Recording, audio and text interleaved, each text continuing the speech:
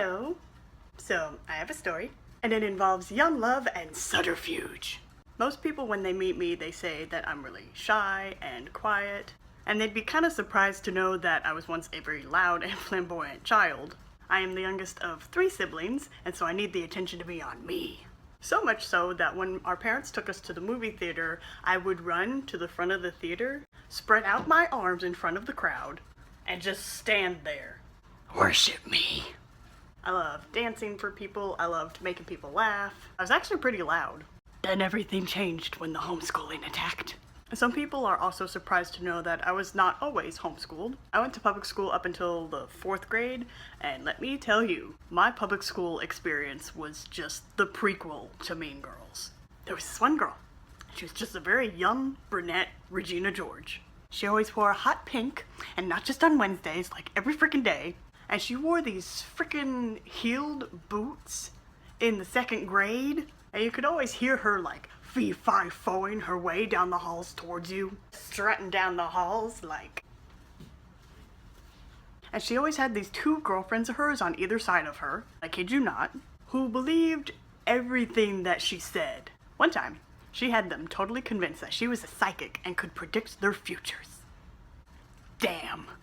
The 2nd grade was squashed under her perfectly manicured fists, and then one day, a new girl came to town, a new girl from Texas, and Regina George and Katie Heron became fast friends. Like, oh yes, they bonded over Yu-Gi-Oh! And Teen Titans, and that little diva was me. Homeschooling changed a lot. And when I was welcoming the new girl, like, I actually did want to be friends with her and welcome her to the school. I didn't look at her first thing and think, damn Texan, I'm gonna mess you up. I was a fairly nice child. I was just snobby back then. I'm still snobby. I don't know what made me think to wear heels in the 2nd grade though. I actually still have boots just like the ones I wore in 2nd grade. So this is me now. Had I not been homeschooled, I think I would have become a very different person. I probably wouldn't be so weird. I probably would have become a sociopath. So, here's your trade-off. But back to Queen Bees and Wannabes. See, I loved drama and adventures, but mostly drama. All the TV shows that I watched as a kid taught me that I had to come up with zany schemes in order for anything interesting to happen. I had to create a convoluted plan to be happy. I had to make something crazy happen. I had to break up a couple. And my sacrificial pairing included a handsome young lad who was the Aaron Samuels to my Regina George. At least, he would have been if he actually liked me. And his name was just as beautiful as his cheeky 2nd grade grin. His name was Aaron. His name really was Aaron. And the Katie to his Aaron was none other than my Texan friend. Also, to be fair, my main focus was to break up a couple in general, not specifically to break up my best friend from my crush. I just wanted to test a couple's relationship to see if it was really true love. Drama. And it merely would have been incidental if it turned out that if I couldn't have Aaron, no one could. But my argument to my 2 girlfriends when I suggested this idea to them was simply, they're too young to love. Wanna help me break them up? That doesn't sound very nice. I'll use my psychic powers to tell your future. I'm in! So it's a week before our mission commences. I sit my girls down, I show them the blueprint. The blueprint being a comic with 4 panels, and our secret document, this secret document, was kept in my open front desk. So this was the plan. Step 1. Aaron will unearth a love letter that has been delicately slipped into his notebook. Step 2. Aaron will read the letter and become enamored by its prolific writer. Step 3. Texas will stumble upon the enamored Aaron. And Step 4. She will leave Aaron in a cosmic display of fury. And balance will be restored to my kingdom. The kingdom. So while Aaron reads the letter, you will stand watch and make sure that Texas does not interfere, and you will write the letter. Because everyone already knows what my handwriting looks like. They're gonna know if I write it. They're not gonna know it's you. How do you know for sure? They won't know. Okay. So in our week of planning, I penned the most prolific poem my second grade brain can muster. I set up everybody's starting points, and the day comes for Operation Breakup to commence. And on this day, everyone is at recess, everyone's on top of this hill where a jungle gym is, and I'm at my vantage point at the bottom, cloaked in the shadows behind some picnic tables. And I have my gaze fixed on this castle-shaped tower on the jungle gym, ready to see the silhouette of Aaron's princely visage.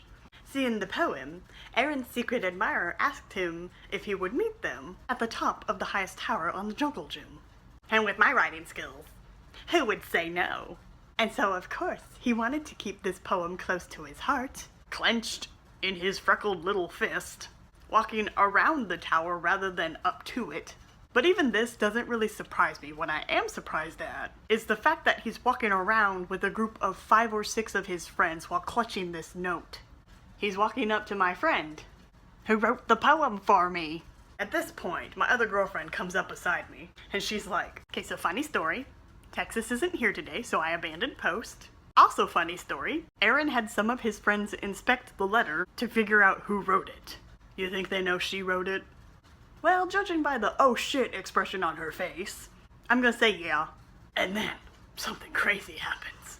My friend and I, still hiding behind the picnic tables, watch as this gang of second graders charge at our friend with their pudgy little hands as she just starts booking it.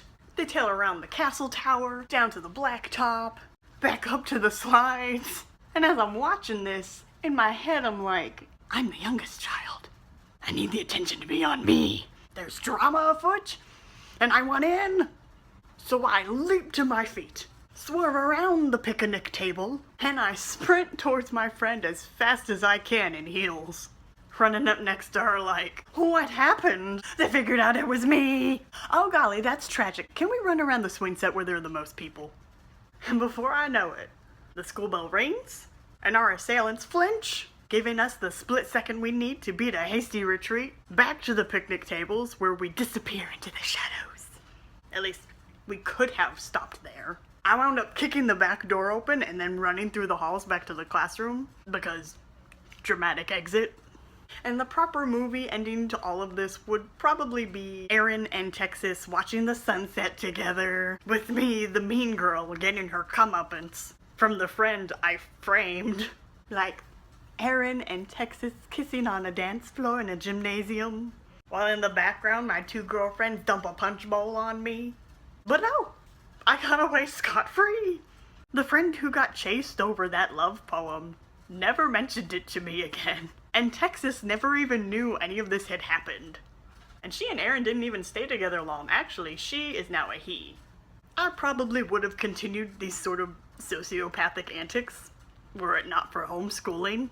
Besides locking me away from the world so I couldn't burn it down, homeschooling made me really geeky and awkward, but still snobby.